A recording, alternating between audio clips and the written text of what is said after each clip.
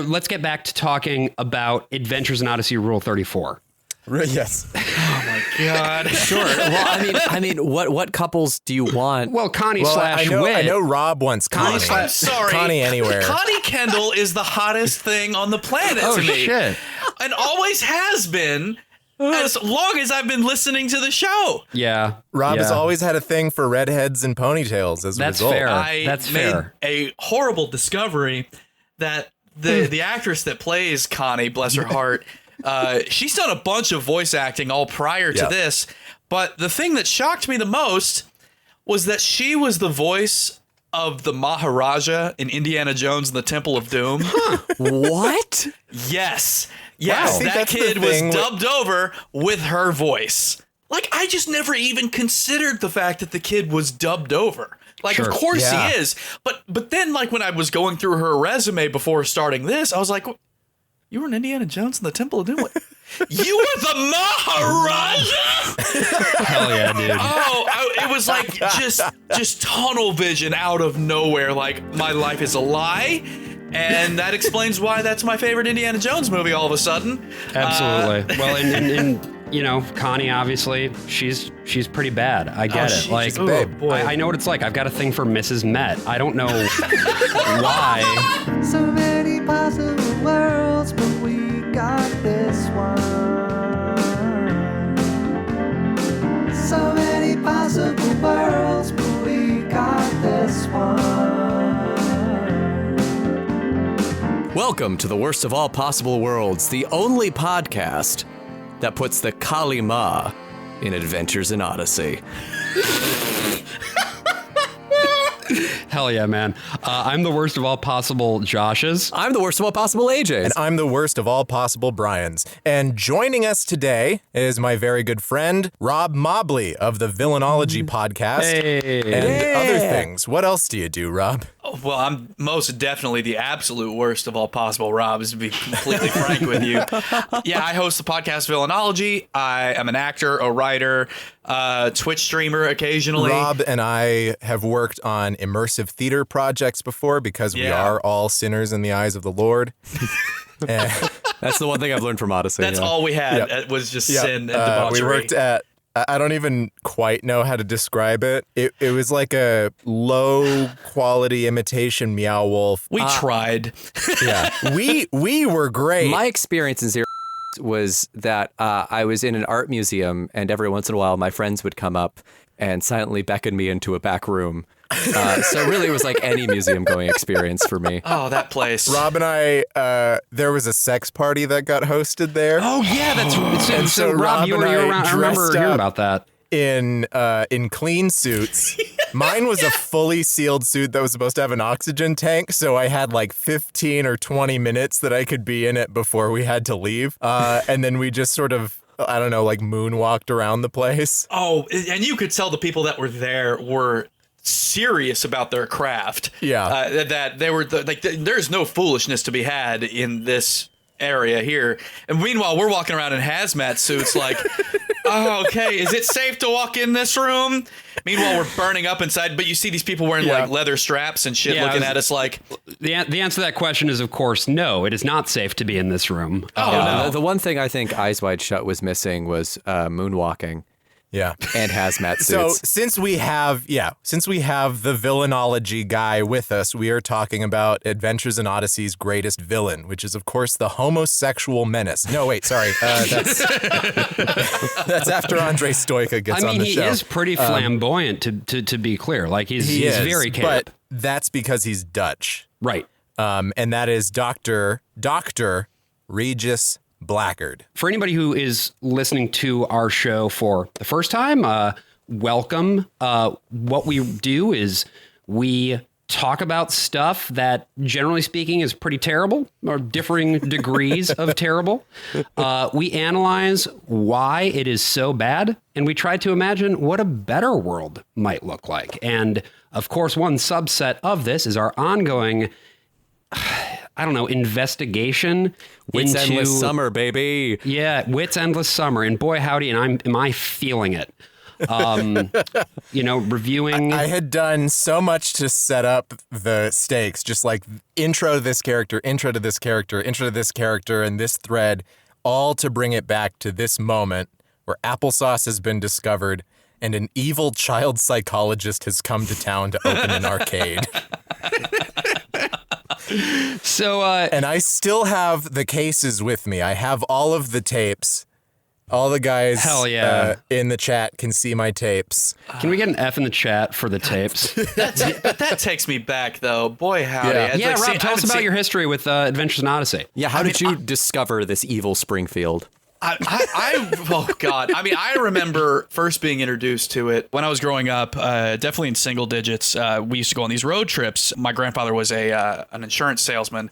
They would have every year, end of the year parties where you'd invite grandkids, and it would always be in a big city like New Orleans or Memphis or Orlando, places like that. Yep. And they'd set you up in a resort, and they did all kinds of fun things. Now I remember every year we would go to this, and during these road trips to keep everybody pacified, back when we had Walkman cassette tapes, everybody had one, they handed out Adventures in Odyssey. My cousins were really big into it, and I remember being passed a few, and I was like, I'll listen to it.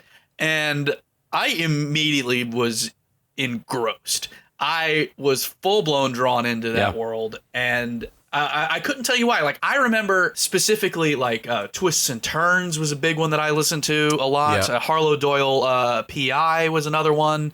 The one that Castles and Cauldrons was on. I can't remember. All those old albums have really long titles, so I can never remember them. And for people who are not familiar with, like, the distribution of Adventures in Odyssey, these were sets of, it was 12 episodes apiece, right? Six tapes per album? Each side had an episode, and they were all pulled from the radio show. Yeah, I remember specifically there was one tape that I wore out, and it was a Connie Kendall doubleheader.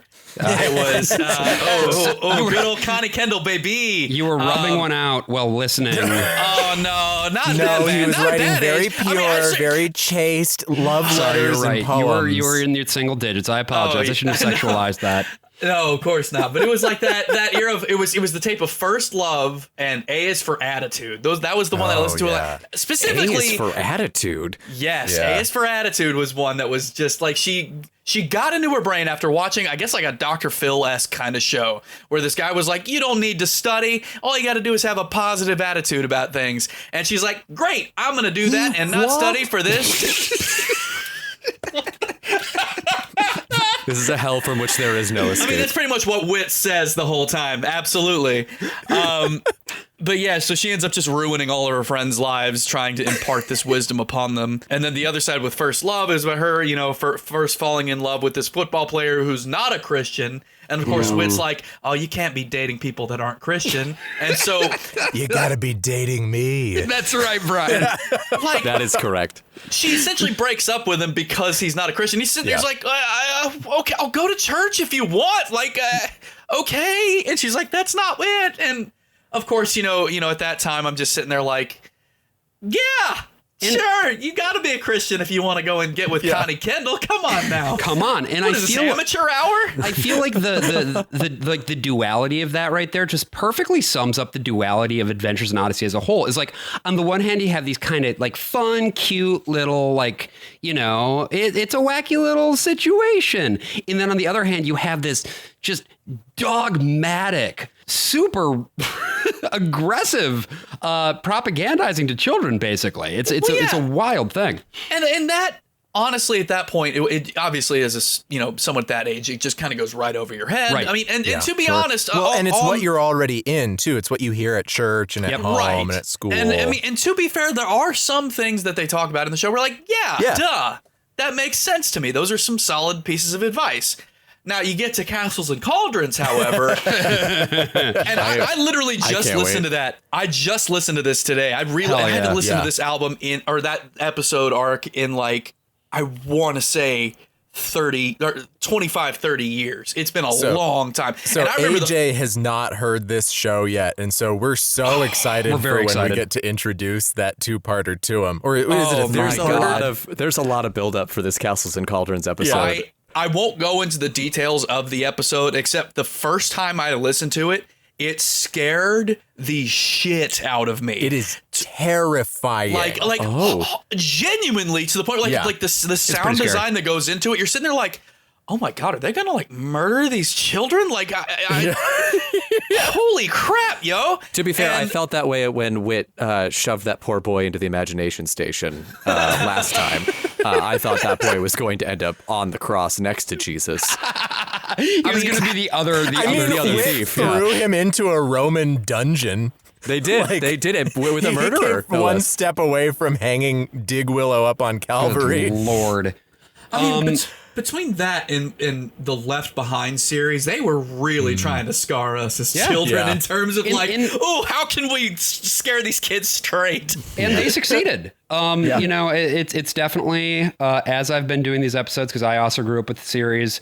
Brian did, AJ did not, of course, which provides some delight. Catholic. But I was a dirty papist. But listening to some of this stuff again, some of it's pretty fucked up. And that to me feels like a very natural kind of place for us to pivot into talking a little bit about these episodes. Yeah. So we start with the Nemesis part 1. The Nemesis. So I have a clip that's pretty much the opening of Please it. do. Where we learn that Regis Blackgaard, Dr. Regis Blackgaard, child psychologist, is in town to open an amusement house. Would you mind explaining just what an amusement house is? A house that amuses people, of course. In this case, children. Well, just what kind of Obviously. amusements are we talking about?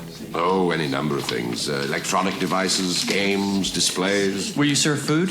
Yes, nothing big, just snacks, things of that nature. What nature? I love that Glossman is just like, is there food? If so, how much? Is it tasty? Can May I have it? some? Are they bar snacks? Are we going like a la carte? Is this a prefix peanuts? menu? Is there sugar? Are there more than 3 hamburgers? flavors I'm of ice cream? really hungry, guys. And if you've been listening to Whit's Endless Summer up until this point, you will, of course, remember Philip Glossman, or as I like to call him, Philip Grossman. Yeah, you came up with that. All you. That's that isn't so much Brian and I. That's entirely Josh's. I want that put down. That's right in the record. That's right. Glossman is going to bat for Regis Blackgaard in this town hall meeting, and he's in front of the council, and he's like basically talking him up.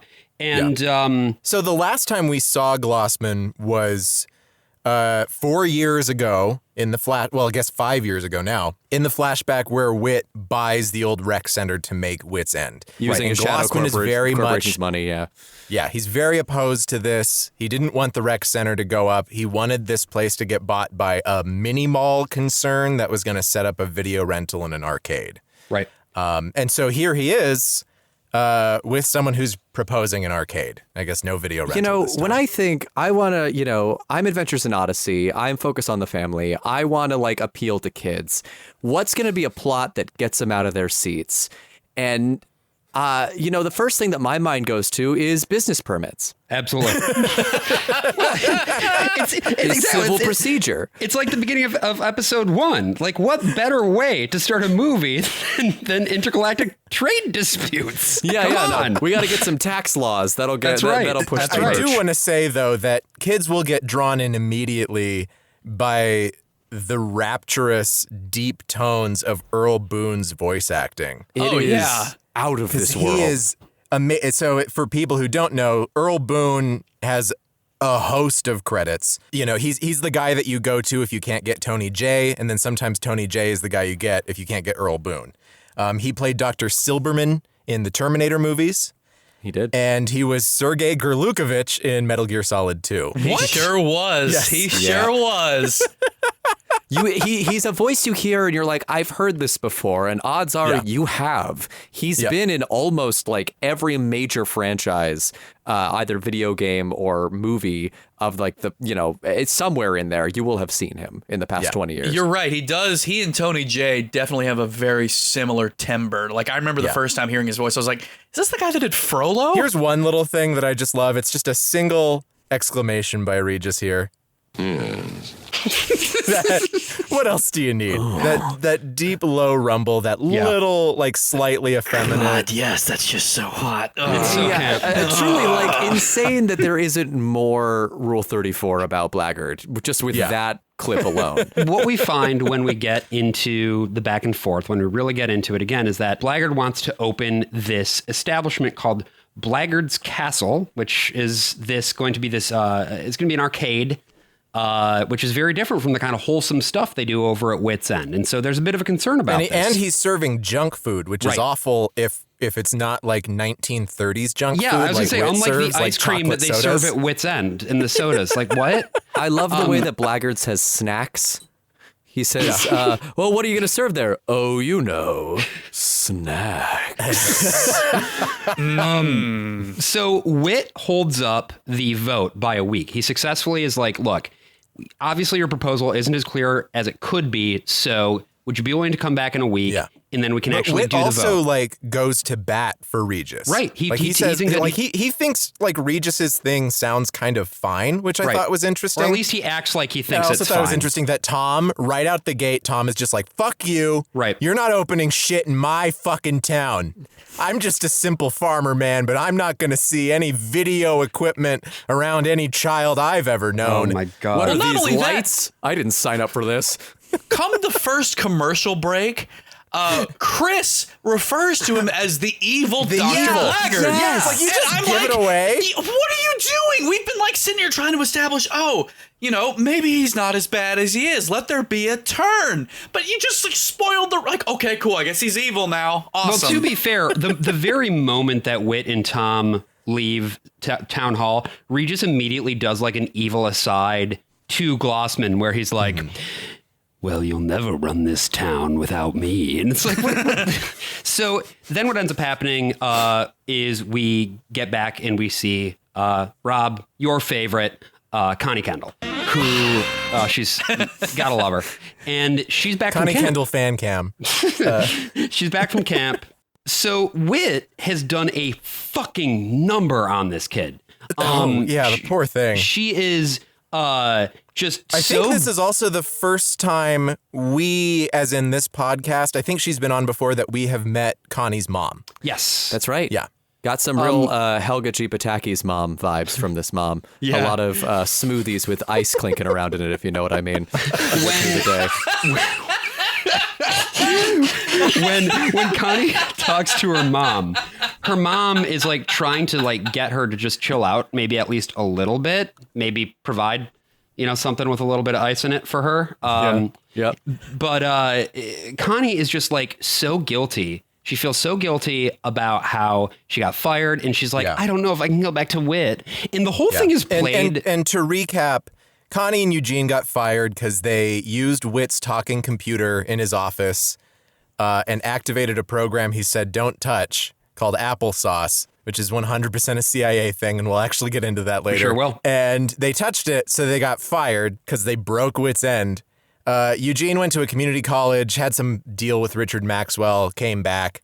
Connie went to camp and then had to punish Lucy Cunningham Schultz because she skipped out a couple times and she had to expel her. So now Connie's back home, unemployed, and sighing a lot, really unconvincingly. As you do. So Connie's mom tells her to, just sort of follow her feelings. Very squishy. Yeah, which is interesting because Connie's mom is not a Christian right. at this point in the series. And this is pointed up. This is very much pointed up in the way that she delivers so she's those lines. Well, you have your feelings, you have your heart, you should follow your heart and see where that leads you. And also leave me alone. She's very clear about halfway through the conversation that she's just like, God, I don't care. You're annoying. Get out of my house, Connie. Mommy has to have her morning Midori. So then Richard Maxwell shows up at Whit's End. And he's asking to see Eugene. Okay, hold on. Richard Maxwell. I was not aware that he was like a teenager. Yeah, neither was I. That is not the voice of a teenage boy. No, it's not. And the actor, bless him. Oh God, what's his name? Jason Alexander. I was in the pool. No, Nathan Carlson. He voices several characters on this show. Yeah, he's also Lucy's dad. He was the dad in that really awful scene in the evolution episode. Wow. He's Lucy's dad, and he plays the main character in Castles and Cauldrons. Okay. So when you get right, to when Jimmy's you get cousin. Because I remember revisiting that, I'm like, is that Richard Maxwell? How are they how are these people 12 years old? Hey, you guys want to play some cauldrons and fuck it, I couldn't. I mean, I think the voice of Rodney Rathbone was like 50. The man sounds like he's 45. Apparently is actually a teenager, and has showed up to Whit's End to try to find Eugene. And again, at the college that Eugene was working at before he got rehired at Whit's End, Richard Maxwell was running a grade changing scheme where he would have people pay him off to change the grades. And then he forced this orphan, an actual orphan, by the way, to change the grades in the computer so that his hands would be clean. Yes, he destroyed a preteen orphan's life to make a few bucks on a grade-changing scheme. And let's just hear another clip of Richard interacting with a child. Yes, please. Eugene, do you know him? Know me? We used to work together. Ain't that right, Malty baby? We were briefly employed with the same organization. We were briefly employed with the same organization. You cracked me up. We worked with the 5 C's. The 5 C's? What's that? Campbell Always keep County closing. Community College Computers. Oh, that's clever. Yeah, and cute, too. He should be on a Hey, Gina, list. she's all right. Put him on a list. He's hitting Lucy, on why her. don't you go on about your tasks? He means go have a good time. Eugene, babe, you gotta learn to speak English. Run along now, Lucy. Yeah, Eugene, Oh, you right, gotta learn to Eugene. speak English. Hi, Richard. So long, Toots. Nice kid. Yes, she is. Put him in prison. Put him in jail. What in the on those Urkel children. are Under we the jail. listening to? Oh Under my the God. fucking jail. But if he's also a teenager. Lucy, let me tell you about my good friend Regis Blackgaard's private island in the Caribbean. Yeah, no, Richard Blackgaard's been on the Lolita Express. He's in Epstein's little black book. I mean, so is Whit, but we'll get to that. Listen, if we're comparing them to anybody, if Blackgaard is Voldemort, Richard Maxwell is 100% Umbridge. He is just the worst human being on the planet. Correct. And actually, this would be an interest. So I don't want to quite dig into Maxwell's entire thing quite yet, because I want to talk a little bit more about where these episodes go. But I am very interested, Rob, to sort of hear your take on the villainy in this episode and the character of Maxwell, because he really is kind of ultimately Blackgaard is the big bad, but they're setting him up for something bigger later on. Maxwell is, I would argue, the primary driver of this story. He's the one who makes everything happen. Well, he's the devil you know. He's the one that is the actual manipulator, the one that actually gets you to do the things that you don't want to do. I mean, yeah, is Blackgaard kind of the puppet master of it all? Sure, 100%. He's the one that's pulling all the strings. But Maxwell is the one on the ground. He's the one that you know that just keeps pushing you just a little bit more, just to do a little bit more for him. No, everything's okay. It's fine. Don't worry about it. But listen, can you just do this one little thing for me? This one little thing. And it just keeps going forward and forward. And that's what feels more realistic to me. Yeah. That feels like someone everybody has met at least once in their life, if not multiple times. That to me, that feels like real villainy unto itself. That feels like true nefarious narcissism. Yeah, he's also a pedophile. I mean, There's that too. But how old is he? Do we actually know how old? The only thing they say is that he's a teenager. Maybe on the AO wiki, there's a canon age. Well, a 19-year-old's a teenager. Like Yeah, Eugene is that's like true. 16 and a genius, and then Nicholas was 12 and a genius. But Richard seems like he's 18. He's like probably he 18. seems like how he's old is college Lucy at the age. time? she's Lucy's like 9, 10? right? Yeah. I my think God. she's 10 at this Oh no! point. God! Yeah, no, really? It's not. It It's just not gets cool. worse the more you look into it. Because Yeah. she and Connie are like, it seems to imply they're like really good friends in this episode. So I thought they were this of is similar why ages. hearing the camp episode probably would have helped a little bit, but it was a 2-parter, and I just wasn't going to do that.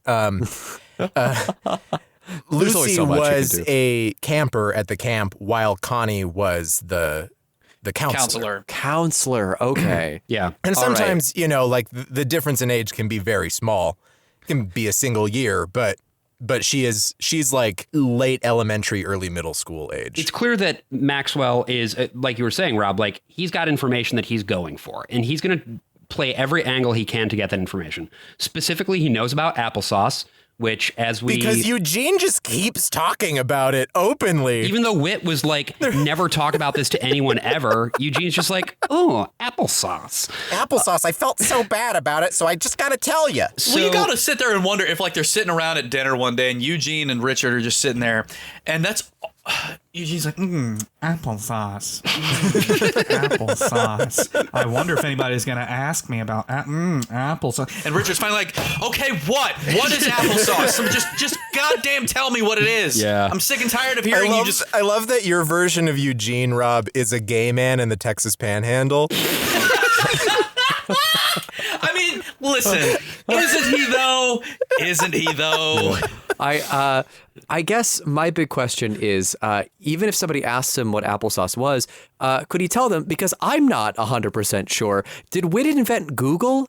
Is that what it is? It's unclear. No, I'm not going to tell you. Well, I think it leads to the real answer to this is so insane, AJ. You just have to discover it for yourself once we meet Jason and Tasha and get to that side of the story. I can't wait for it. I guess it kind of ruins the villainy of Blackgaard for me that I don't know the thing that he's after. That the writers clearly have no idea what they want to do with any of this yet. They just wanted to have a villain all of a sudden. And the pieces do come into, like, they are setting up the pieces for a puzzle that they weren't sure that they were building yet, but they did manage to make this pay off in a somewhat interesting way later on, I think.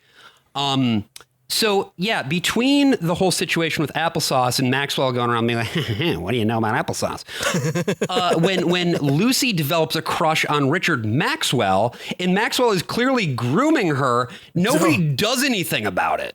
No, like Eugene makes a couple of pointed comments to him that's like, we'd like for her to stay a good kid. Like, he's just like, don't make her bad. Not don't be around her ever. You are not allowed to share the air that this child is breathing. Like, just ban him from the fucking premises. This guy's obviously up to no good, but he keeps fucking coming back to Whit's End. Bizarre. It makes you wonder if Odyssey had an age limit. The town? Yeah, just the town itself.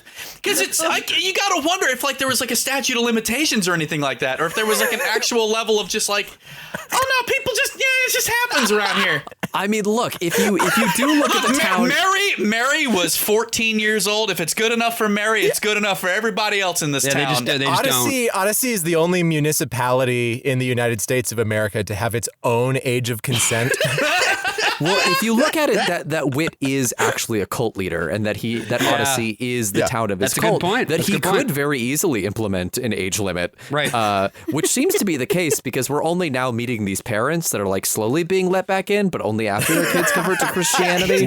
His level of sway over this. I mean, going back to the very beginning of him like being able to stave off the vote for a week, his level of sway in this town for just owning an ice cream parlor.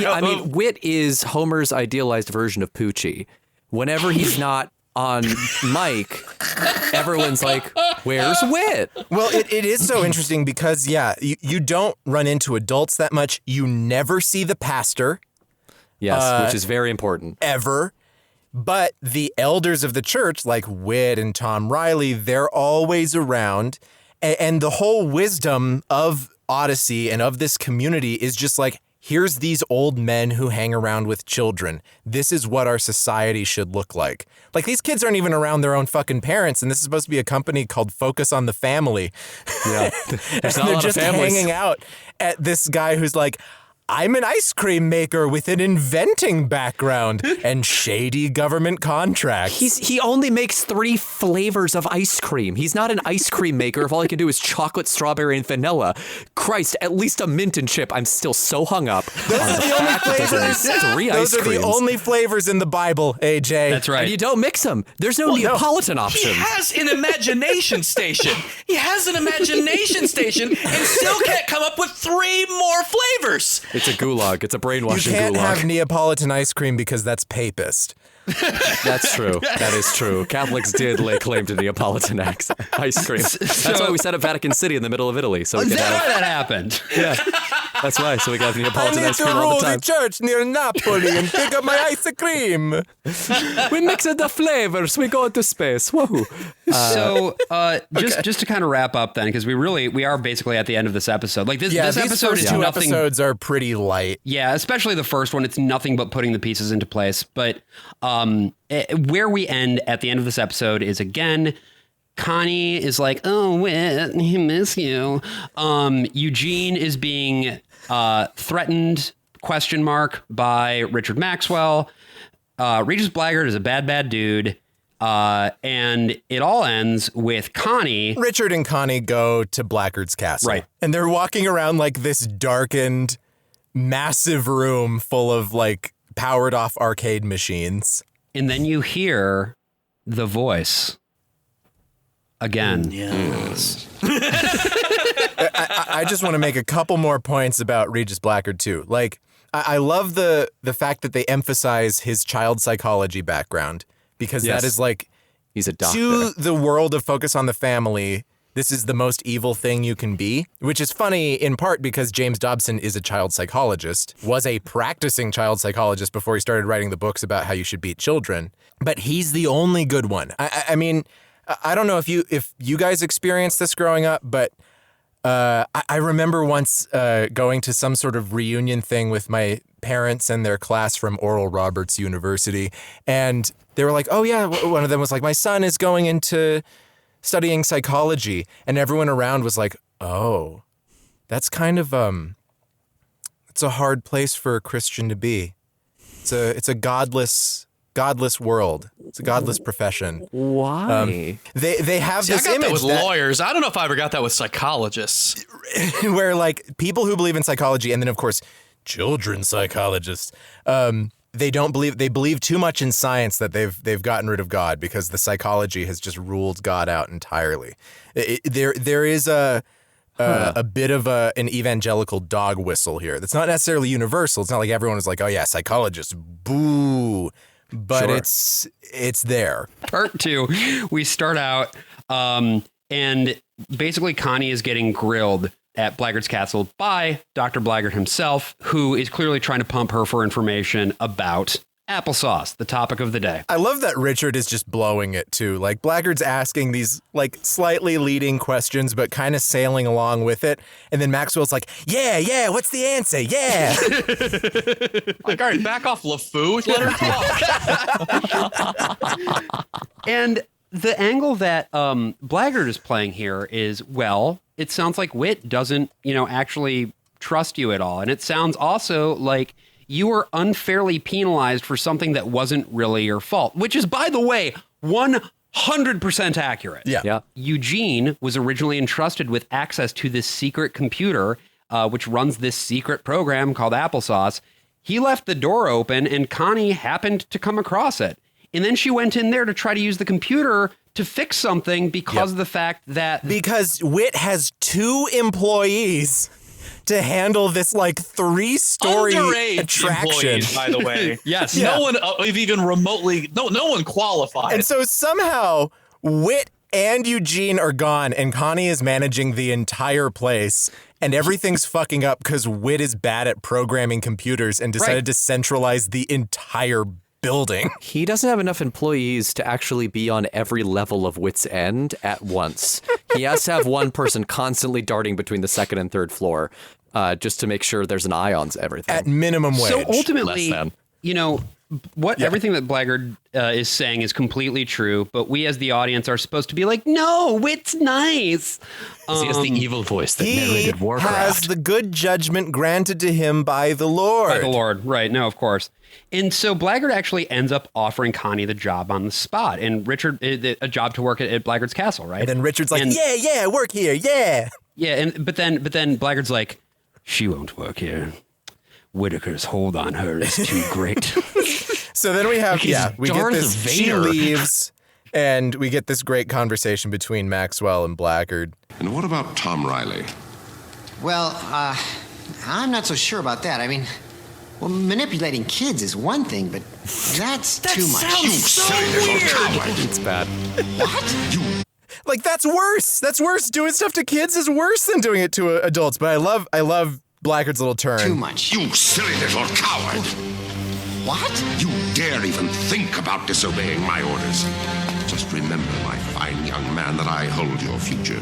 We both know you're guilty of far worse acts than changing the grades of a few eggheads at the college. Perhaps you'd like me to pick up the phone and tell the authorities about them? No. Please. That's better. Did You're Richard a Maxwell smart kill a fellow, man? Richard. I'm going to need people like you when I take control of this town. Did Richard Maxwell kill a man? He's like, all the worst things you've done. It's definitely implied. Yeah. Yeah, but he's a teenager. So, like, when did he do that? And how? The actual first episode with Richard Maxwell, which I didn't include in our previous episode, he does work as an orderly at a nursing home. And clearly he lost that job and ended up at the community college. So Just pillow on the face. Go to sleep. Give me your millions. I'd ask to what end, but we know what end. Whit's end.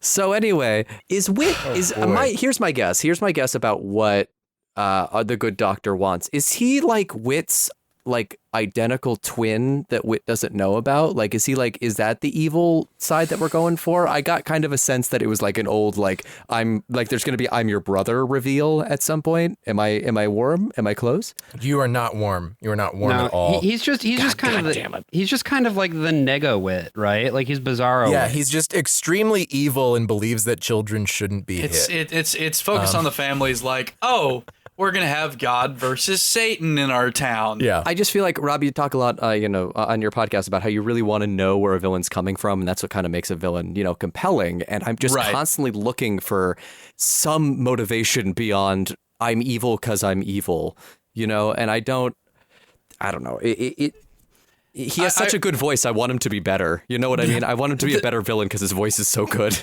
Well, and that's the thing about this particular villain, I find, and with most of the characters in Odyssey, I feel like it is at its bare bones a melodrama. It is it's one of those where it's not that deep.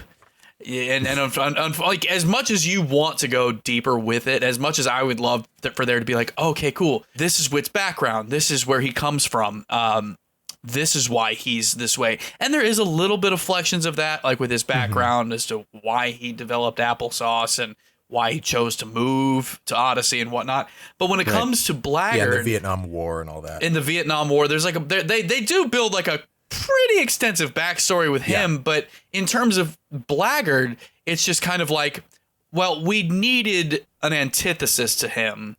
That wasn't Connie anymore. Yeah. Because that wasn't Connie anymore because Connie is too hot to try. And we made her a Christian now, so we blow it. We just got to focus on making Eugene a Christian now. I think that they get a little bit more robust with Blackgaard. I think he just gets more interesting without getting more like morally or emotionally complex. Yeah. But even without giving anything away, towards the end of his saga, one character kind of tries to figure out his motivation and just comes across as I just think he's a megalomaniac, wants money and a lot of power. Yeah, you're just like, oh, it's very black and white with him. I mean, very later on, Blackgaard and white, Whit and Whit. That's it. That's the show. That's the show, folks. So what ends up happening then after Connie is like, I'll think about it. She leaves, and again, at this point, it's pretty clear that Blackgaard's correct. She's not going to take that job. Her heart is in Whit's cold, dead clutches. Thank you. And they go back and forth for a while, Maxwell and Blackgaard. And they come up with this plan basically to be able to incapacitate somehow both Whit and Time Riley in time for the vote. That's, of course, going to be going down at town council about whether or not they should grant the C of O to Blackgaard's castle. And again, there is nothing that kids love more than a town council vote rigging. Can we talk about this horse scene? Let's talk about the horse scene. Oh, man. Yeah, so Tom Riley has two horses named Rachel and Leah, which I guess he's just done as some sort of sick game because he just treats Rachel better than Leah and gives her more treats so that Leah gets jealous, just like the Bible characters. It's the Bible. And Whit just plays along. Oh, I just thought it was the 90s and everyone was getting the Rachel. See, this is the problem, AJ, is that because you're Catholic, you don't know the scripture well enough. That's true. We mostly focused on the family, on New Testament stuff, unless a lot of the Old Testament stuff was most left out, or I fell asleep honestly during Mass all the time. It's an hour long. They make you stand up and do calisthenics. It's terrible. They're out at Tom Riley's barn feeding the horses. And they just talk for what feels like an interminable amount of time, honestly. Yeah, about how Tom needs to go easier on Regis Blackgaard and how Whit needs to forgive Connie. And then Maxwell returns to Whit's End again and keeps chatting up Lucy. And I wrote, how is no one clocking this grown-ass man, or at least I thought it was a grown-ass man. Later on, we find out that he's a quote-unquote teenager. But how is no one clocking this guy walking around and hitting on kids? Yeah, like, just bad vibes. But, like, this is evangelical Ohio in 1989. This is just... Oh, we're still in 89. They're fine with that. All the children hang out with old men. There must be nothing else to do in Odyssey. If Lucy is always at Whit's End... Like, there's not a community pool. There's not like a roller rink. There was supposed to be, but then Whit's wife died and became an angel, and she wanted to build a community center. That's blasphemous, AJ. The dead don't become angels in evangelical theology.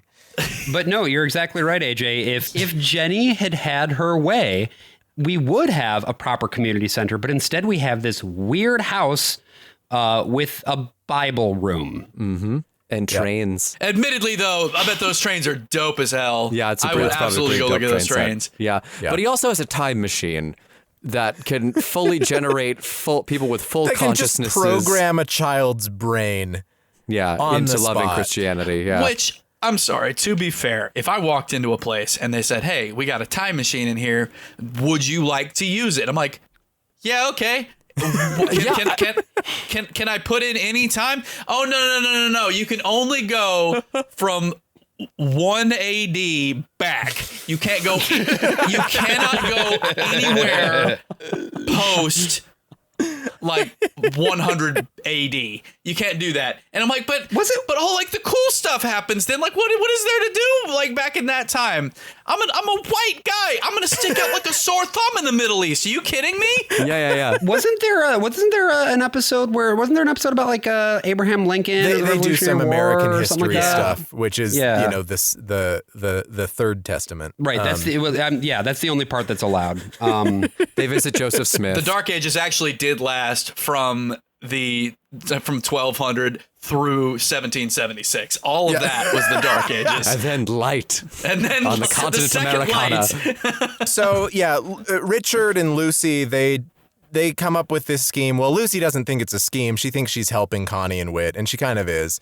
They get Connie and Whit to reunite on a bridge by Tom Riley's farm, and then also Tom Riley, as he's heading out to the town council meeting, Richard just goes and sets the barn on fire. Sets his barn on. He commits arson. And almost kills both horses. Yeah. And then Tom is like, oh, shit, and drives back. And then Whit and Connie are at the bridge like, shit. And then they run over to the barn. And then we get our little business license scene. And the first item on the agenda is the vote to grant a business license to Dr. Regis Blackgaard. And that's how the episode ends. Where they find Tom Riley passed out of like smoke inhalation. I'm like, he almost died. Yeah. Like that would have been arson, murder. What would you call the murder of two horses, the killing of two horses? Just animal abuse? Animal cruelty? Ecocide?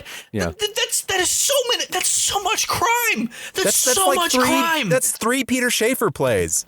Yes.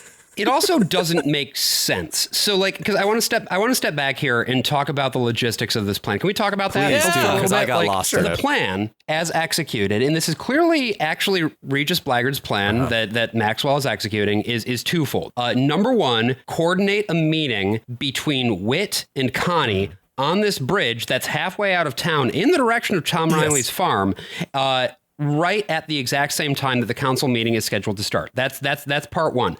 Part two is burn Tom Riley's barn to the ground. Yeah, it's not that sophisticated. If they wanted to make it so that they couldn't get the meeting to slam through the vote, there are so many other ways they could have done this that wouldn't require property damage, or at least not significant property damage. Right. Or death, for that matter. Like, Four people voted in favor of Blackgaard's castle, and they had the one abstention because Tom was absent. They didn't need to do this. Yeah, like Tom did it have Rowley to? is not convincing enough to have stopped that vote. Well, that's what I'm saying. Like, does it have to be a unanimous vote in order for it to pass, or does it just quorum That just needed have to be to be reached? What are the Roberts rules for this town? I had the same How does question. I had the exact same question. I was like, would not the absence of at least a member in a situation like this, especially if they're unaccounted for, would that not be an issue where you could potentially say we don't have a quorum for this? These are the not only that- questions you want to be asking of a children's program. You were talking about that, and I'm like, now, yeah, I actually am genuinely interested. How does the government of Odyssey function?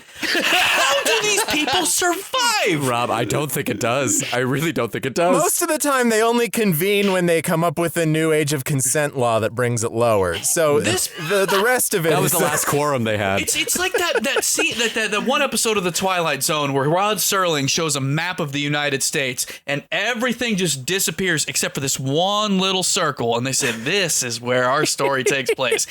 I'm convinced Odyssey takes place in a post-apocalyptic world. Nobody exists outside of Odyssey. It's like Lost. It's the island. That's where you go when you die.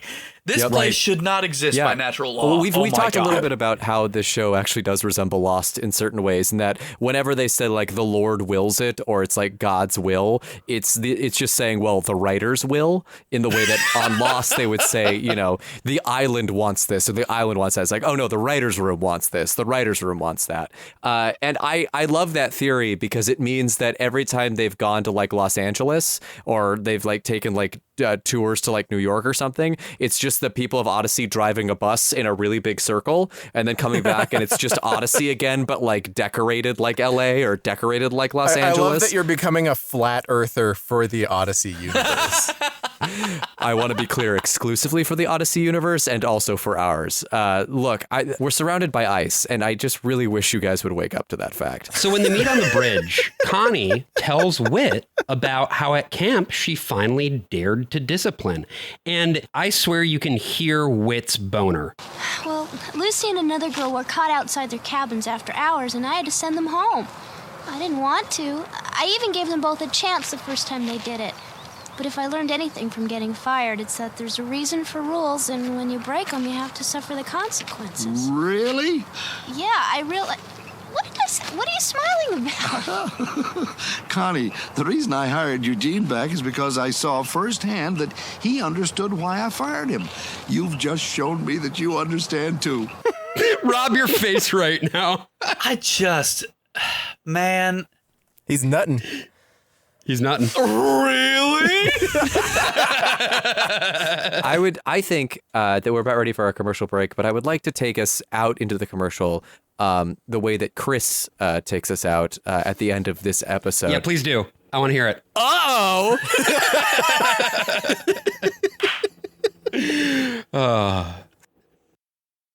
Hello, it's me, the Pope. Do you like the ice cream? Vanilla? Chocolate? The strawberry? Do you like to mix them all together like a firework in your buca? Then come on down to Vatican City Ice Cream Parlor and Pope Milk Emporium, where you can sample some of the finest ice cream in all of Italia, made from the milk pumped straight from a Tita the Pope. We use nothing but the most natural flavors, combined with milk lovingly coaxed from one of my 96 nipples, stretched out evenly over my bristling thorax. It'll melt in your mouth, like the body of our Lord and Savior, Jesus Christ. After all, who could forget what Jesus said unto Peter after trying some of Peter's ice cream?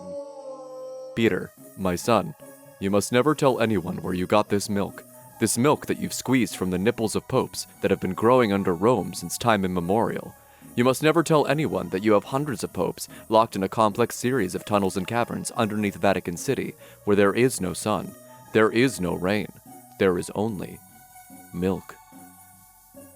Vatican City Ice Cream Parlor and Papa Melka Emporium. We put the Paul in Neapolitan.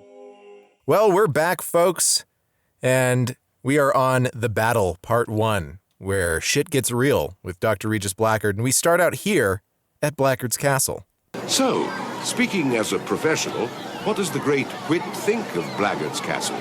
Well, it's rather maddening, isn't it? I love the Galaga sound effect. The noise. Well, it was a bit disturbing at first. But as I'm sure you know, you get used to it after a while. Do you always let the kids run wild like this? Children are free spirits, after all. They have to have room to play. Agreed, but there still needs to be some order, even in play. Nonsense. Children already have too much structure in their lives. At home, at school, church. What they need is freedom. Pure, uninhibited fun is what we teach here. Like Madame Auga's astrological forecaster? Yes. Oh, I take it you don't approve of that either. Well, do you really think it's wise to present the occult as a plaything, Dr. Blackgaard? The occult? Oh, come now. Aren't you overreacting just a bit? No, Yes. no, he's not overreacting. This is Madame just- Auga. Madame The way he Auga is a says doorway it, to the hell. occult. Who pronounces occult? It's occult. Occult, yeah. Just say it's the occult. Like occult. The Like occult. It sounds like a man exclaiming that he sees a horse. Ah, colt! So this is actually, well, I've saved this episode and cordoned it away for some other time. But there's one episode where Whit loses his shit over a rabbit's foot. What? This stuff is so prevalent, especially in these early episodes of Adventures in Odyssey, where it's like kids are opening themselves up to the occult. You'll see it with Castles and Cauldrons, of course. boy, howdy will you? Oh my God! Instead of this stuff just being like, this mystic stuff is so stupid. Full stop. That's just it. Like, it's just like a dumb little thing. Like, is Whit scared of fortune cookies? Like, yes, Probably. Shortbread can't be sanctified and it can't transubstantiate. And so. Wait, I thought transubstantiation was my thing. I really love the whole, what these kids, they're going to be exposed to fortune telling as opposed to Whit's End, which has a fucking Bible room. It's like... They have an imagination station where you can go to the future. Are you telling me that that's different from looking into a goddamn crystal ball? That's if you're showing them. You can go into the Bible and talk to the literal witch of Endor.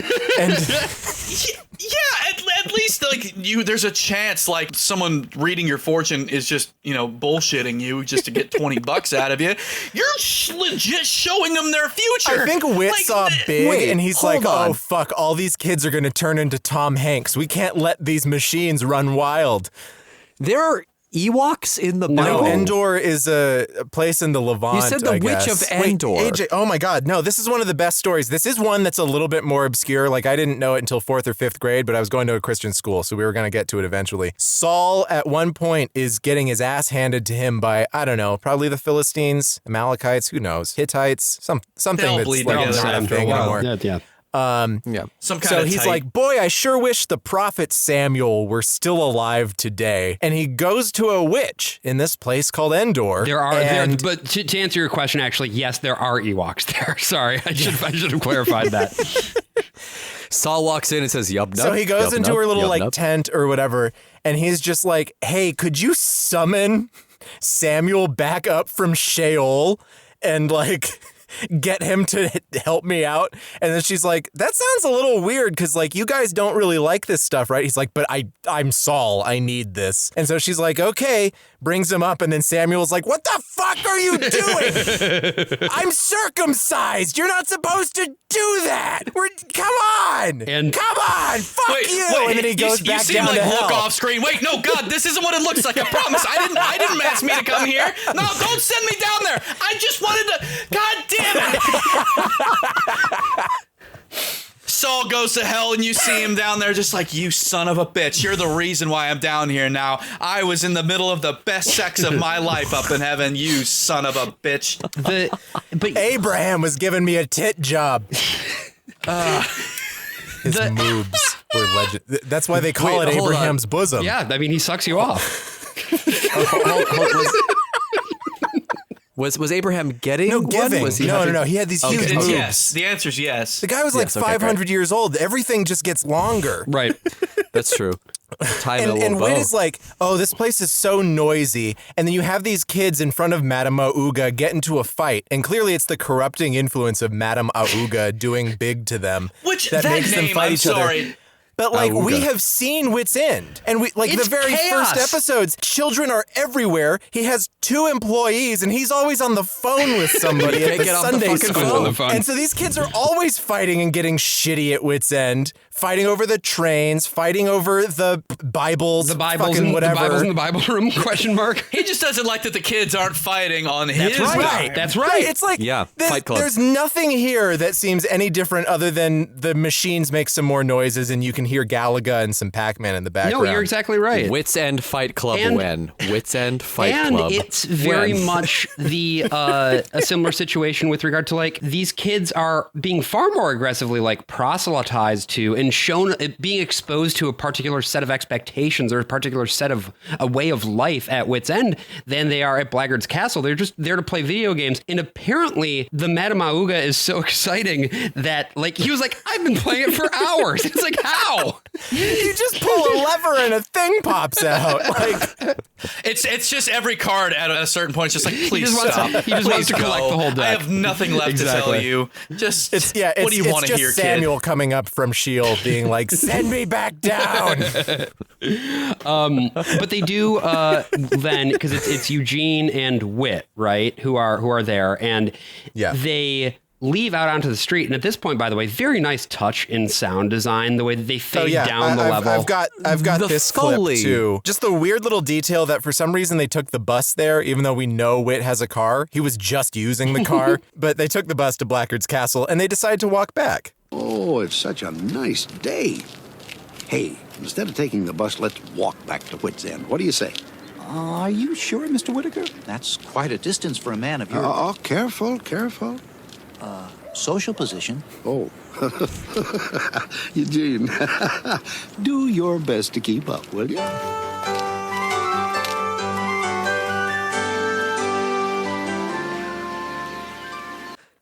Rob looks disgusted.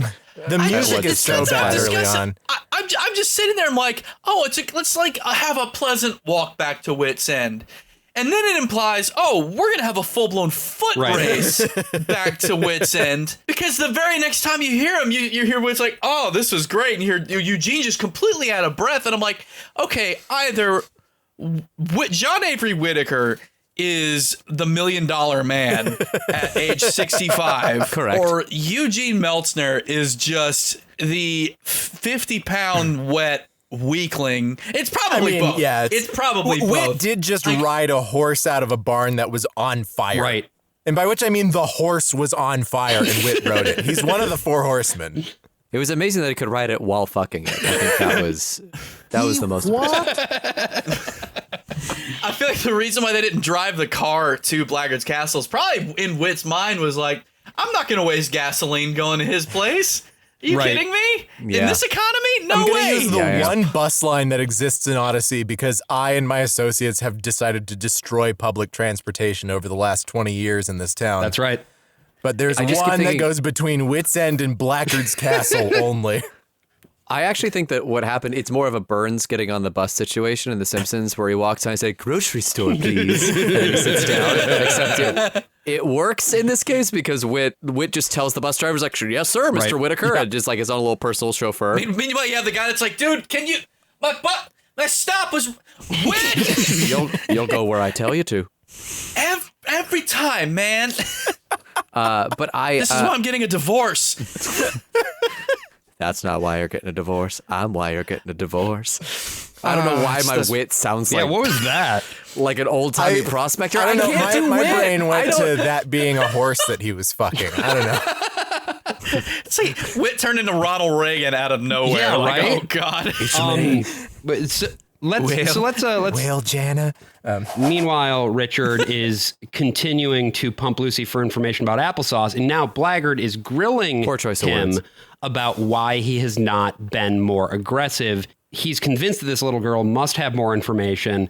Richard says something like, oh, you want to know about applesauce? And he says, no, I want to know about the price of soda syrup. Like, Regis is not pissed off because his plan is taking too long. He's mad that Lucy, this one child, just keeps getting free sodas and snacks. Like, he is this close to breaking into Wits End and getting a hold of this thing that he's been trying to get to for half a decade, and the only thing standing in his way is that he's a little grumpy that this girl keeps drinking a few free sodas. He's going to cut it all off. After he just gave out free ice cream to everyone.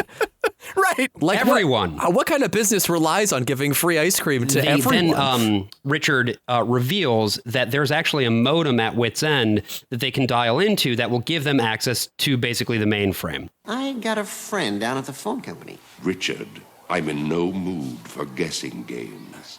What is it? All right. I thought you had a sense of humor.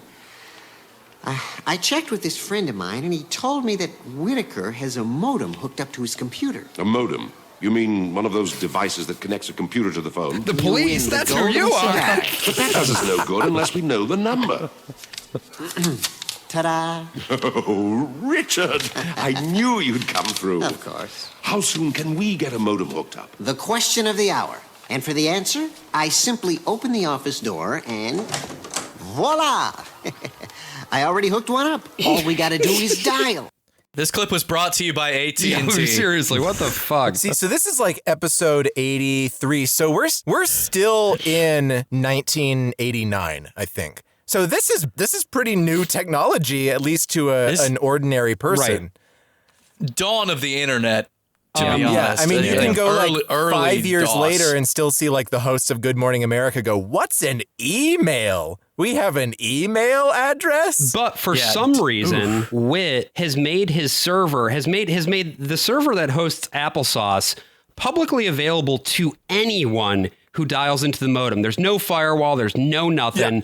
Yeah. If you dial into the server, you can control the entire thing for some reason. Just like how Mabel doesn't have a password, or he doesn't have Applesauce even hidden away slightly. Baffling. Oh, well, I'm convinced at that point, Whit has a monopoly on the entire phone industry in Odyssey. Probably does. To where, oh no, he doesn't have to because no one else has a computer in Odyssey. Yeah, you know, honestly though, that's an interesting point because, I mean, that's why he's always on the phone. Yeah, right. No one's ever heard of a modem until suddenly Richard Maxwell from out of town comes in and brings this magic Rob, to I think them. that's a really good point because it's like a cargo cult. Yeah, That's what I'm saying. One of the things that is, especially in these early seasons, the thing they keep hitting over the head over and over and over again is like, you know, this technology, it's no good for the kids. But for some reason, when Whit is the one controlling the technology, it's fucking mint. But otherwise, it's a problem. So funny because, too, like at Whit's End, everything is always on the fritz, which as a kid, I thought that I was missing something. Like there was a story element, maybe it was being sabotaged or Eugene had used applesauce or something like that. You know, like that's what, when Connie first uses applesauce, is because everything's getting fucked up all of a sudden, and she goes to the computer room to try and fix it. But, I mean, mostly that's just a contrivance on the part of the writers to get her in the room. But on the other hand, it's like, yeah, what do you expect to happen when it's 1989 and you've computerized the blenders at your fucking ice cream shop? Like, your entire shop is computerized? Are you insane? Well, Whit, you don't even do that today. Whit was the original pioneer of the Internet of Things. He was the Elon Musk of 1989. That's right, Rob. My other theory is that applesauce is Skynet. Is applesauce Skynet? Because it feels like it might be Skynet. It's weirdly, it's worse than that, AJ. It is.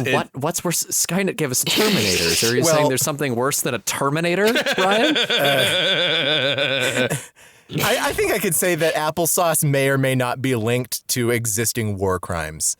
It was definitely like a DARPA project. Oh, it was DARPA for sure. Yeah. And I mean, it's basically... Well, and you finally hear Whit admit that, too. They get in... Richard Maxwell successfully gets into Applesauce through the modem, and they fire up Applesauce. It gets to level 1. Whit's End starts freaking out because that's what happens at level 1 of Applesauce, and then they get locked out at level 2. Then actually Lucy overhears... Maxwell and Blackgaard talking about applesauce and this whole, like, you know, you got to pump that kid for more information. And right. This is after Lucy talks to Joe at the front counter. Right. Joe? Huh? Oh, hi, Lucy. I suppose you want another drink. No, thank you. Have you seen Richard? I need to talk to him. He's downstairs in Blackgaard's office. Thanks. You thirsty piece of shit. I don't think they want to be destroyed, though. You dumb floozy, you want another drink? You come in here for nothing? How did this guy end up in Odyssey? You know the price is soda syrup. Listen, you come in here, I'm trying to watch the Mets. You coming in here, you're asking me what's going on with Mr. Blackgaard. I don't know what's going on with Mr. Blackgaard. I'm just trying to watch the fucking Mets game, He doesn't pay me to know. We're in the middle of a prohibition. You want to come in here, just loudly start asking for drinks? What kind of shit are you running right now? I like to think that Joe is the Blackgaard's Castle Jimmy. I think he is. He's also like in a different labyrinth that for some reason is a lot less dangerous. Once they're hacked in, they're able to send a power surge. So now. Whit is at wit's end. Everything's gone on the fritz, just the way it does when you fire up applesauce the first time. Then there's a local power outage just of the imagination station. And then they try to do a surge, and there's never any point where Whit thinks, maybe the problem is in my computer room behind my office. No, he just thinks, something's wrong. I better go dismantle the imagination station. Well, it also sounds like all the children are massacred when they start applesauce. The Foley, it sounds people running and screaming. There's like electrical stuff happening. Like that blender is like chopping someone in half, and I just wanted mint and It's chips. the climax of Beauty and the Beast that happens to all of those children. Just clones start popping out of the imagination station.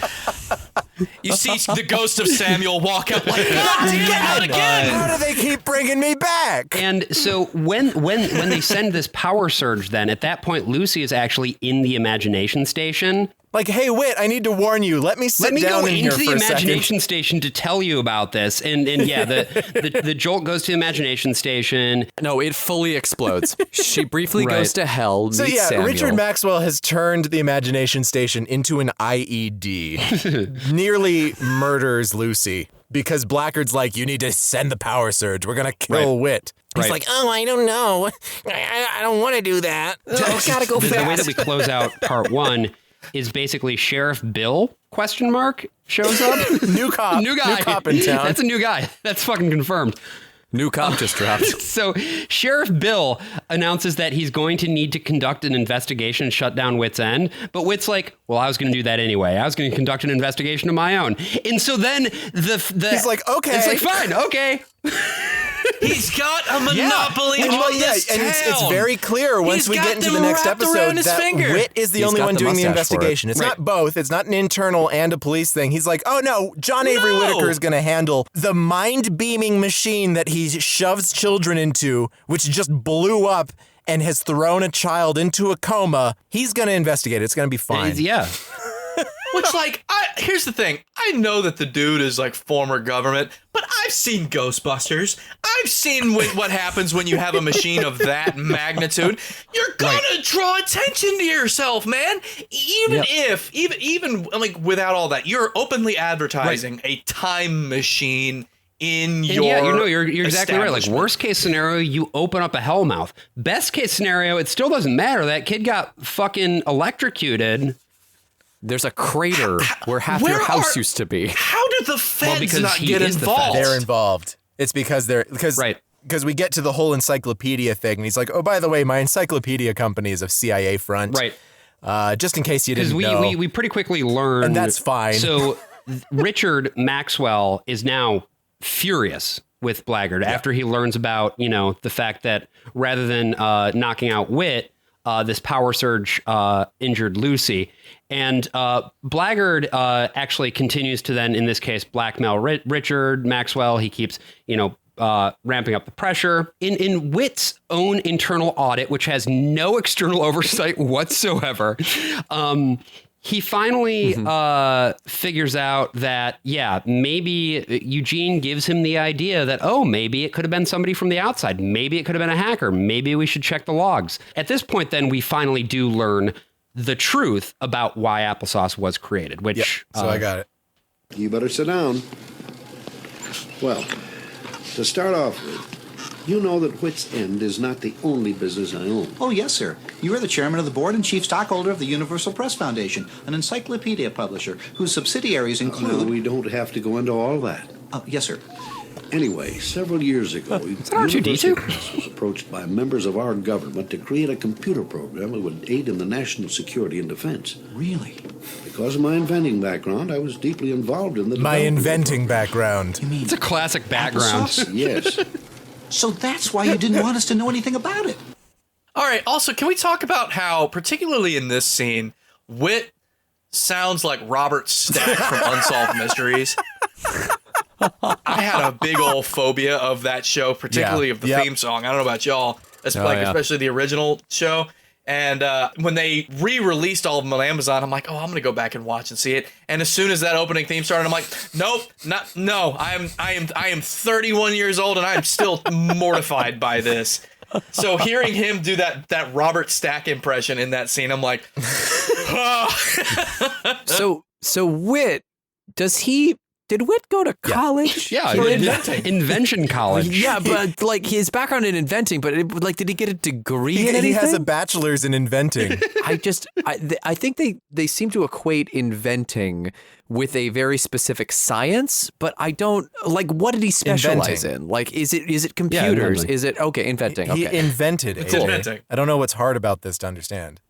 Everything. Everything about this is hard. Here's what I'll look up hard. real quick for you. It may be hard, but all things are still possible through the Lord. I mean, it's like kids' science. You're sitting there doing like science. as a kid, like, oh, I'm going to invent this, and you invent it, and you're like, oh, cool. Oh, is it microbiology? I don't know. Applesauce is a profoundly stupid name for a supercomputer. In the That's Adventures all in I'll Odyssey say. cartoon series, this doesn't appear in the radio series at all. But Whit has invented a flying machine. Oh yeah, like a No. bike. It's like a boat Leonardo with da Vinci balloons Yeah. and propellers. He invents the Zeppelin in 1991, and he flies it around Odyssey. Which, did you invent it or did you just build it?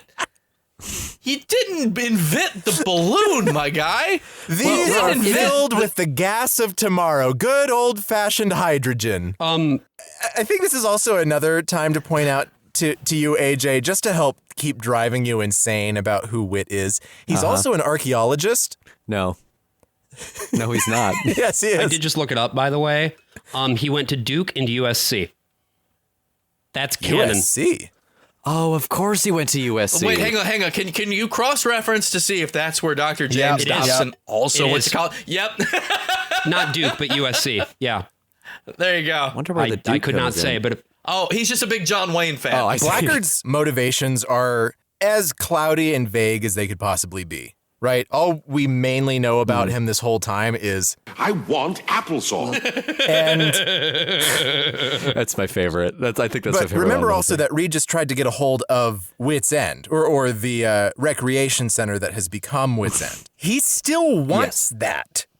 Is it sitting on a hellmouth? You're Like what is getting underneath? warmer. we'll get there. So the program is very important.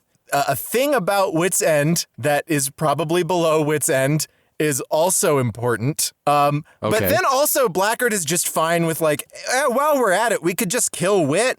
I don't really have a Right. reason to do that, but while we're here, let's just go for that. Like he's perfectly fine just sabotaging the blenders or whatever, which that And just this comes tickles back me. to the question of motivation again, and why, for me, at least as defined here, the motivation definitely doesn't quite ring true. It's yes, he wants applesauce. Yes, applesauce is apparently a top secret government program that he was so good at inventing that he was able to come up with. I was able to invent a program as an Presumably inventor. under the auspices of DARPA or something along those lines. DARPA. Which, by the way, would make this program U.S. government property, which makes it really weird that, spoiler alert, at the end of this episode, he deletes applesauce. Yeah. That's going to be a problem. But you have to wonder, though, is this the only copy of that they've program? also installed it in nanobots in Solid Snake, and he's already headed to outer heaven. Right. The DARPA chief, Regis Blackgaard. Applesauce. I like how they just don't simply say, "Oh, no, he's a coder." Right. He's not just a computer programmer. No, he has an inventing background. He's a code monkey. Yeah, yeah. You're like, okay. Although when you say that, oh, Whit's a code monkey, suddenly everything about him makes sense. He loves Fritos and Tab and Mountain Dew.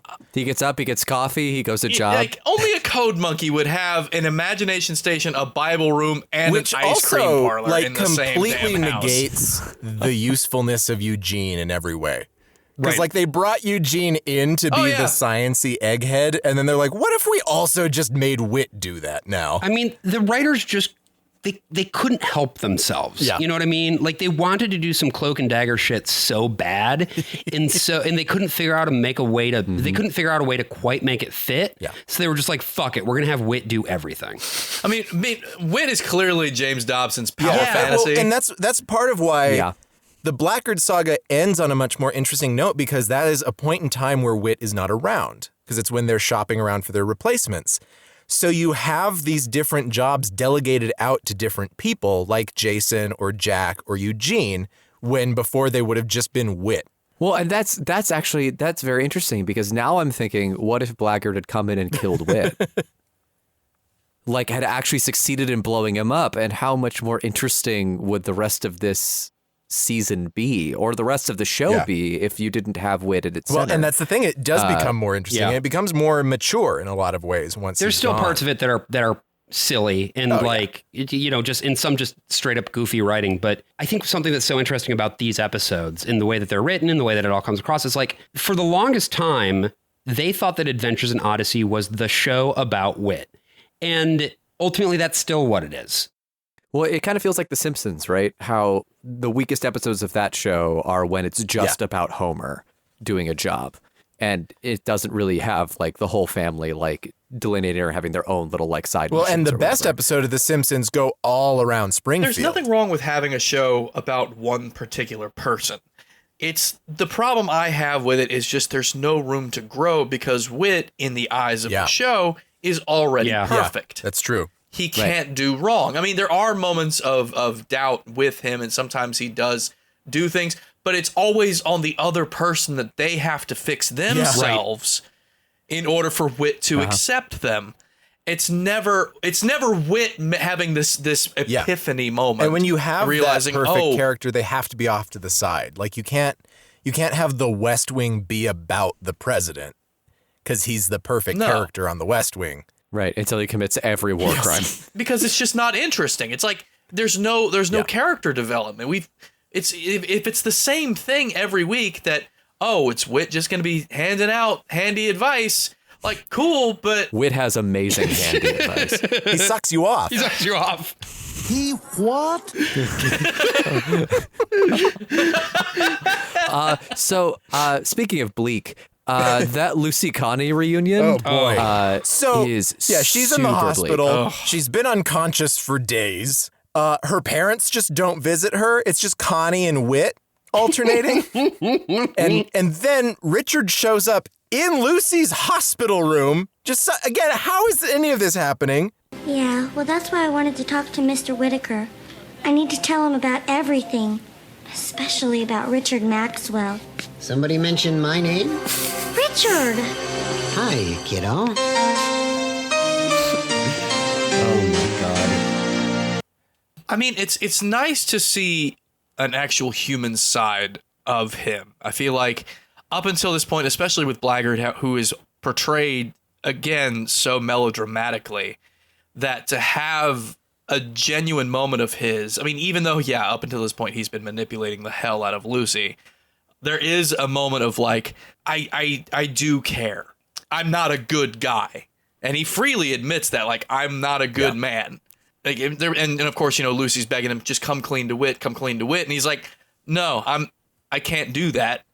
But I promise you I can fix the situation. And you can genuinely hear a level of sincerity to it, which is like probably the first sincere thing he has said this entire story arc. Mm-hmm.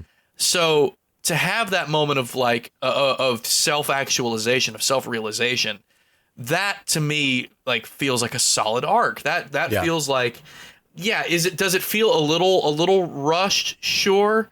But you kind of get it from the end of, when him saying, hey, I don't want to turn this program on. You're going to hurt somebody.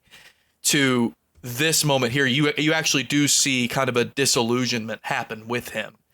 and a bit of remorse. No, he's not seeking divine retribution. He's not seeking to be forgiven. He's seeking on his own personal morality scale to fix the situation, to get his, because he doesn't like not being in charge of his life. On the one hand, he, is being blackmailed by Blackgaard, and because of that, he knows that if he tries to do anything, he will be basically fucked. He's going to get smacked with the long arm of the law.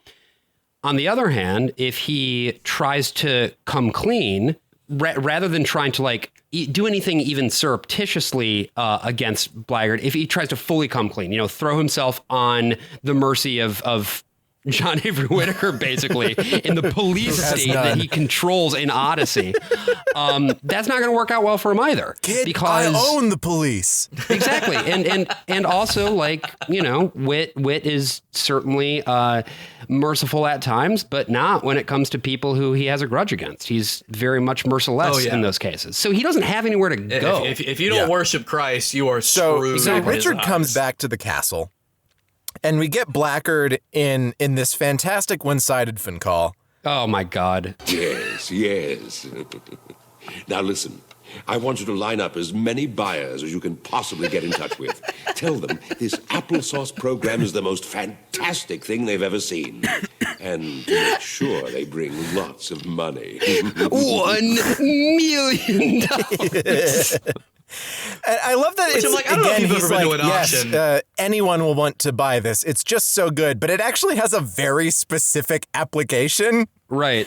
And maybe this is just his guy who handles the war crimes purchases, but the only application of a program like this, again, this is developed for the Department of Defense, presumably, and so its only application is for sale to state governments. You can't just call a guy. More specifically, its application is directly related to the land that Whit's End sits on.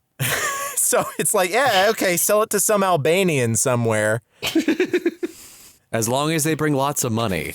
Lots of money.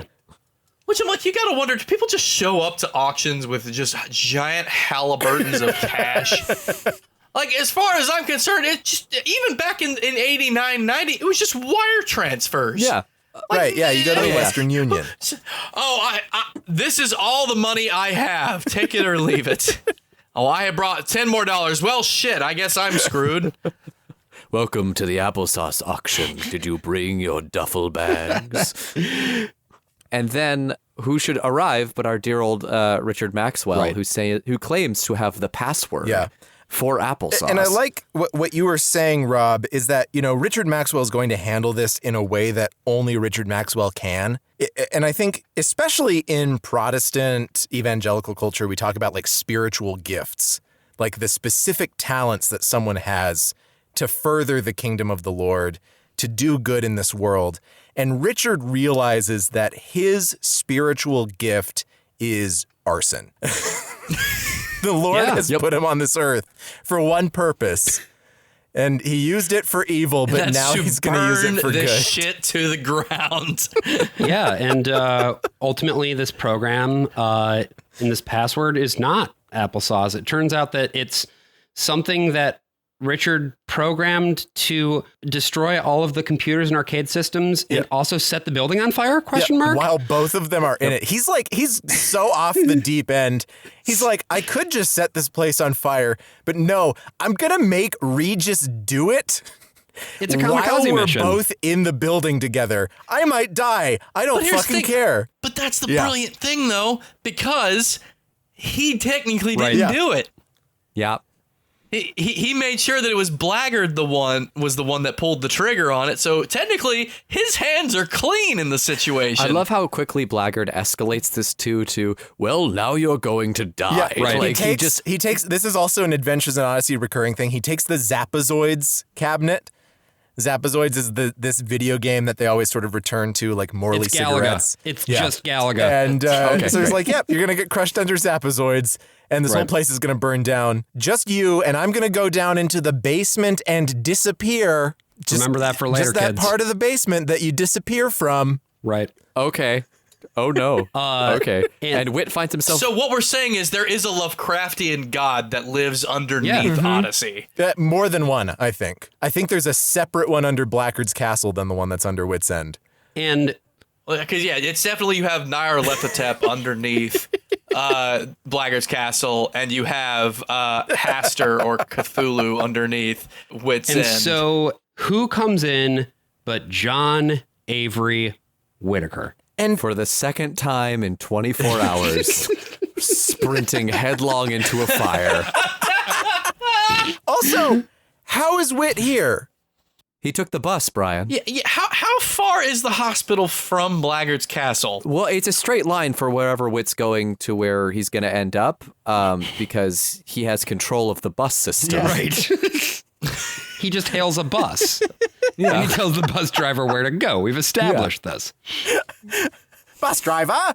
It's like that scene in The Shadow, like his red ring lights up. He's like, oh, and I it's gotta go. the same guy from before, and he's just one stop away from his house, and he's like, oh, fuck, God like he's damn literally it. like the bus just stopped, and he's like, he just got up, and he floors it, and he's just like, God!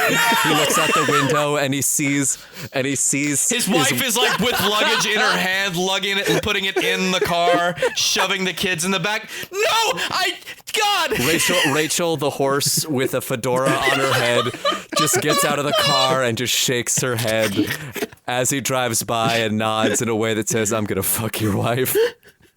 Oh. What can I say? He sucks you off.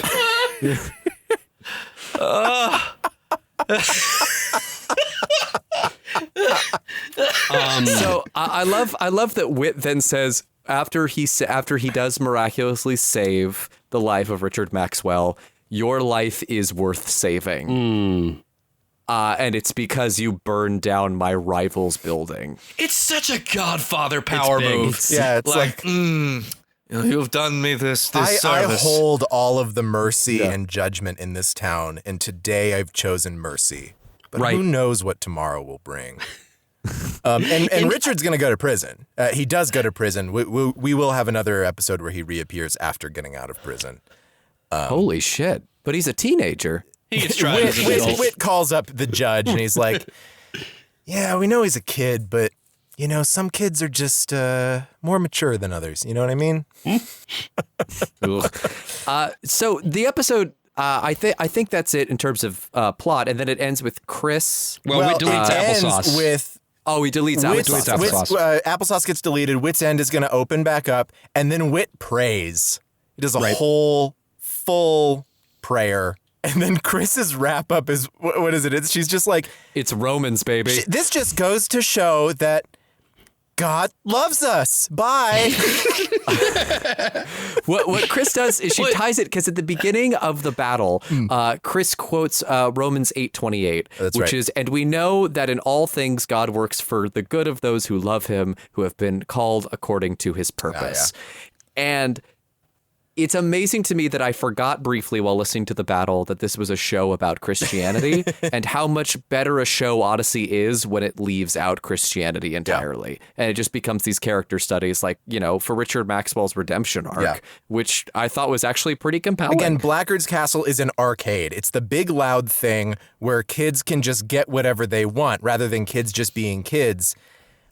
There's no punishment. There's no discipline. There's no telling them what to do. They get into fights and then they get free ice cream.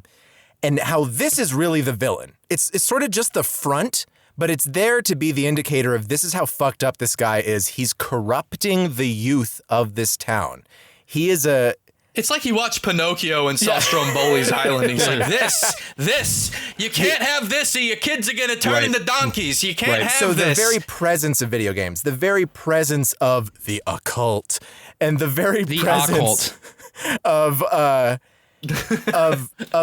positive reinforcement only thing becomes the villain. And there's almost something to that, to be honest, right? Because it's a synthesis of this idea of the 80s that was 100% engineered by Ronald Reagan, where children are a consumer demographic now, right? They removed the advertising restrictions for children so they could make cartoons, entire shows like G.I. Joe, Transformers, all that shit that's just meant to sell you a toy and nothing else. It's just buy things. And of course, you do that not by haranguing children or disciplining them. You do that through constant positive reinforcement. You will feel better. You will have more fun. You will know more than your parents.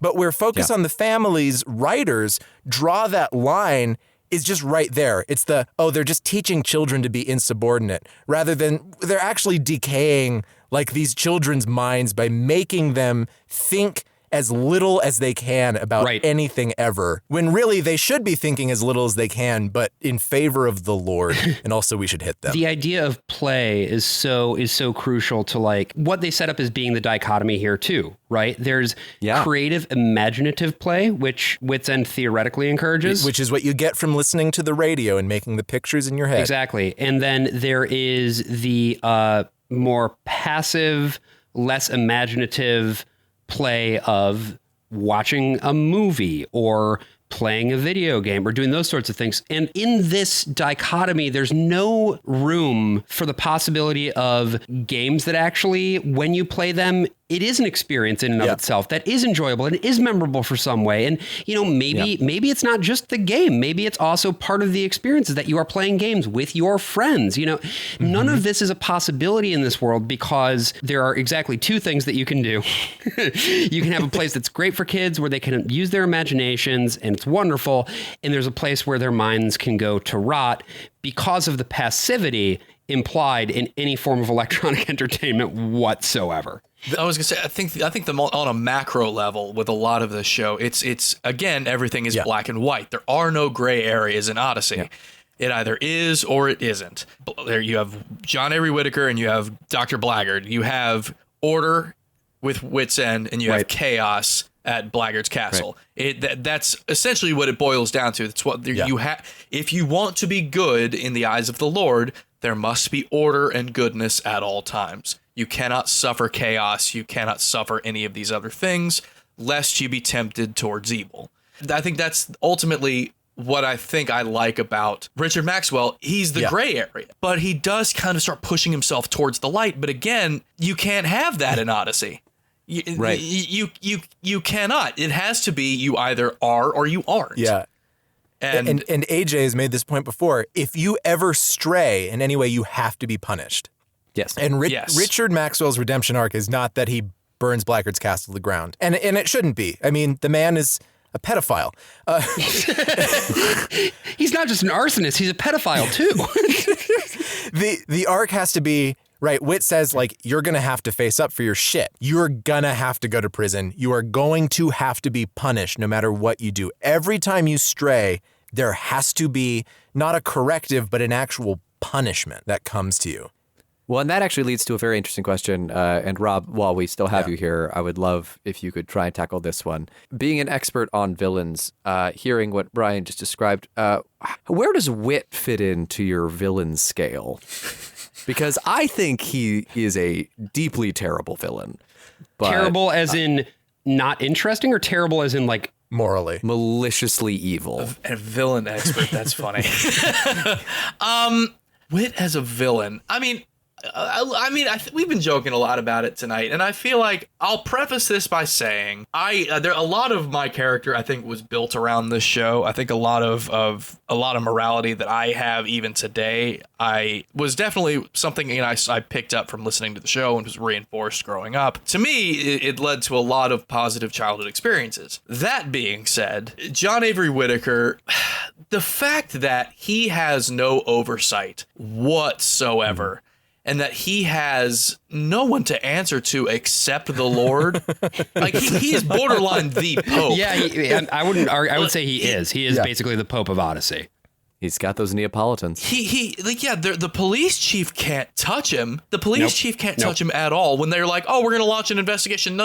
I'm going to also do this. But by me saying I'm going to do this, that supersedes any sort of investigation you yourself. He makes a phone call to Langley, and they're like, "Yeah, you got to step back from this." He has government contracts, and I'm about to say a hot take here. He's got government contracts. He's got this inventing background. He's got his way with the almighty powers. He has his own sovereign borderline castle. John Avery Whittaker is Dr. Doom. Yes. John Avery Whittaker legit is a Fantastic Four villain. We're lucky. I mean, apart from, we jab about him, messing around with younger people, but even then, like, I feel like he's still a good dude at the end of the day. He does have a good heart. Yeah, very harsh at times, but he does mean well. If he didn't mean well, if he legitimately was a freaking awful human being, that town would be just he would be a despot. Like, full blown, that town would be full blown Latveria. Focus on the Family doesn't believe in material conditions, right? They believe that like corrupting influences are cultural things like video arcades, not like poverty or something like that. That's going to make children act out. But you're right. Like, Whit is a good person simply because he has the Lord and he chooses to be good. And that's what Focus on the Family believes. They believe that what you really need is the Lord and the choice to do good, and that a society should not implement material limits on people who have too much power. And Whit has absolutely too much power. And you can see how that philosophy has, it's more obvious in the Catholic Church because everything gets centralized and it's all been recorded. But this has been such a big problem in the evangelical church with the way people abuse their power. 100%. I've actually just been listening to Christianity Today's podcast about the rise and fall of Mark Driscoll's Mars Hill Church, which I recommend, because that's just what's going to happen. You're not going to be able to count on having a Whit. You're not going to be able to count on having a guy whose intentions are pure at heart just because he loves the Lord. If you have built a society like Focus on the Family wants to build, where someone like John Avery Whittaker, a rich person with government contracts who just wants to sell you ice cream and tell you about the Bible, he just shouldn't have any oversight. No one should be there that puts him in check in any way. Well, and I think there's a quote from True Detective that I think rings true, especially with him. I don't know if y'all ever watched season 1 of True Detective. It's an incredible show if you haven't seen it. But there's a quote from that where McConaughey's character, they're sitting there at this tent revival, and he and his partner are having this back and forth about, whether they believe in Christianity, things like that. McConaughey's character goes, if the only thing keeping a person decent is the expectation of divine reward, then brother, that person is a piece of shit. And I just, you think about that, and I think that there are some genuinely good people out there that are Christian, that are trying to do the right thing at the end of the day by the right people. And I will forever applaud people that simply just are doing things because it's the right thing to do and because that's what they believe. That being said, there is an overwhelming, I mean, it's not just Christianity, I think it's just radicals in general that take the word and use it to their own benefit, essentially breaking one of the 10 commandments of using the Lord's name in vain anyway. But yeah, I just feel like Brian and I have kind of talked about this on like outside of the podcast, but the very first couple of seasons, there were some moments of subtly hitting you over the head with some level of evangelical whatnot. Like, it all felt like, oh, you should think for yourself, really kind of do your own research on things, make sure you're coming to terms with it. Do it because that you feel right doing it. It wasn't until like after the original Whit actor passed on. Really after the second. It was Whit too, yeah. Yeah, that the show just like full blown, the mask dropped and it just got awful. Just the most heinous shit that came out of that show. And it breaks my heart, honestly, because some of my fondest memories as a kid were of listening to that show. And to hear where the show, like we were talking about an episode, apparently they had there was one that dealt with some kind of a pride festival. So Odyssey. That's from like 3 or 4 years ago, very recent episode. Yeah. And it's a whole serialized like 14-parter. And he got arrested by the PC police. Oh, God. And you sit there and you hear about this and you're like, that's not Whit. Yeah. That's not the Whit that I know.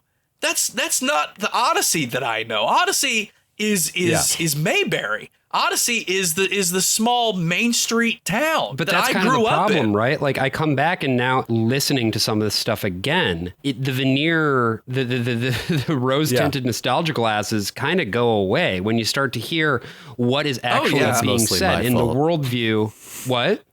That's mostly my fault. But that's also helpful, like bringing in new eyes, but also just like, seeing it as an adult and seeing it at a time where the evangelical movement has kind of hit the point it wanted to hit, which was getting Donald Trump to be the president, they won. apparently. They won. Where do you go from there? Yeah. I was reading an NPR article where they were saying that the whole QAnon thing is just like a second coming of the satanic panic. And I'm like, you're not wrong there. Especially like with people talking about like the pedophile rings and whatnot of Pizzagate and whatnot. I'm like, yeah, it is the satanic panic again, and in full force. And then they've also gamified it. Is QAnon's big thing is that they've given them a mystery to solve, and now everybody has a modem. A modem? You mean that thing that connects your computer to the phone? Well, I think that's a great point to take this off of. Rob, do you have things that you want to plug? When is Villainology coming back? It's going to be coming back next month, so keep an eye out on our socials at Villainology Podcast.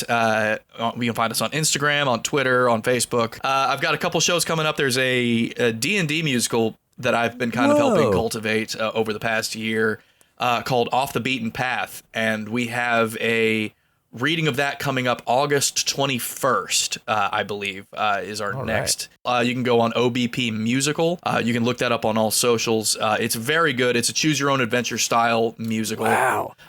Where the audience gets to periodically throughout the show. It's all done over Zoom. It's completely free. You come up with choices periodically throughout the show. It's like, okay, what do you want to have the characters do? Do you want to have them do this? Are there entire songs that are different then?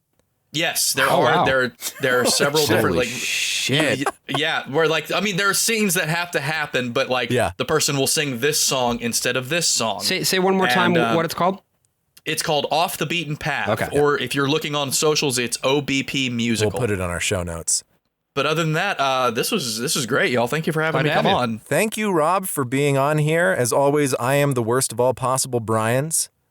I'm the worst of all possible AJs. I'm the worst of all possible Joshes. And let's hope you don't do any war crimes with applesauce. Or suck off any horses. Yeah. So many possible worlds, but we got this one. So many possible worlds. Well, that's it for us this time. Again, very special thank you to Rob Mobley for coming on here. And for you listening at home, please check out Villainology Podcast and Off the Beaten Path. It's a lot of fun. And we've got the links to Rob's stuff in the description for this episode.